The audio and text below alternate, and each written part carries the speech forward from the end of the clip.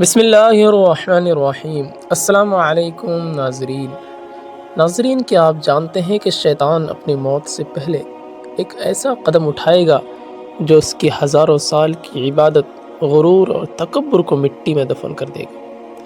یہ واقعہ اس دن سے شروع ہوتا ہے جب اللہ تعالی نے حضرت آدم علیہ السلام کو مٹی سے پیدا کیا، اپنی روح پھونکی اور فرشتے کو حکم دیا کہ وہ سجدے کرے۔ سب نے عاجزی اور اطاعت کے ساتھ سجدہ کیا مگر ایک نے انکار کر دیا، وہی شیطان جو اسی لمحے ہمیشہ کے لیے مردود اور ملعون ہو گیا۔ اللہ تبارک و تعالی قرآن میں فرماتے ہیں وَإِذْ قُلْنَا لِلْمَلَائِكَةِ اسْجُدُوا لِآدَمَ فَسَجَدُوا إِلَّا إِبْلِيسَ أَبَى وَاسْتَكْبَرَ وَكَانَ مِنَ الْكَافِرِينَ۔ سورہ بقرہ کی آیت نمبر 34 ہے۔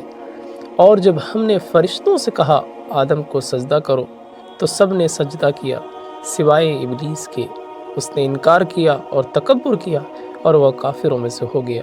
یہی وہ لمحہ تھا جب ابلیس کی اصلیت ظاہر ہوئی۔ وہ ہزاروں برس اللہ تعالیٰ کی عبادت کرتا رہا، لیکن ایک حکم کی نافرمانی نے اس کی ساری ریاضت اور بندگی کو برباد کر دیا۔ ابلیس نے اللہ کے سامنے کہا فَبِمَا أَغْوَيْتَنِي لَأَقْعُدَنَّ صِرَاطِكَ الْمُسْتَقِيمَ۔ سورہ اعراف کی آیت نمبر 16 ہے۔ تو نے مجھے گمراہ کیا، اس لیے میں ضرور تیرے سیدھے راستے پر ان کے لیے بیٹھوں گا۔ اور دوسری جگہ اس نے کہا فَبِعِزَّتِكَ لَأُغْوِيَنَّهُمْ أَجْمَعِينَ إِلَّا عِبَادَكَ مِنْهُمُ الْمُخْلَصِينَ۔ سورہ صاد کی آیت نمبر 82-83 میں لکھا ہے تیری عزت کی قسم میں ان سب کو بہکاؤں گا سوائے تیرے ان بندوں کے جو تیرے مخلص ہوں گے۔ یہ اس کی ضد تھی جو قیامت تک جاری رہے گی۔ مفسرین لکھتے ہیں موت کے وقت کا حال کیا ہوگا۔ مفسرین جیسے امام قرطبی رحمۃ اللہ علیہ، ابن کثیر رحمۃ اللہ علیہ اور دیگر علماء نے ذکر کیا ہے کہ جب ابلیس کی عمر پوری ہو جائے گی اور موت کا وقت آئے گا تو وہ انتہائی ذلت اور حسرت کے عالم میں حضرت آدم علیہ السلام کی قبر میں داخل ہوگا۔ اس کی کئی وجہ بیان کی جاتی ہے۔ نمبر 1 پہ ہے یہ اس کے غرور کی آخری شکست ہوگی، کیونکہ جس کے سامنے جھکنے سے انکار کیا تھا اسی کے قدموں میں آ کر فنا ہوگا۔ نمبر 2 پہ آتا ہے شیطان ہمیشہ یہ کہتا رہا کہ میں آگ سے بنا ہوں، یہ مٹی سے ہے، لیکن مرنے کے وقت وہی مٹی اسے یاد دلائے گی کہ وہ خود بھی مٹی میں لوٹ کر ذلیل ہوگا۔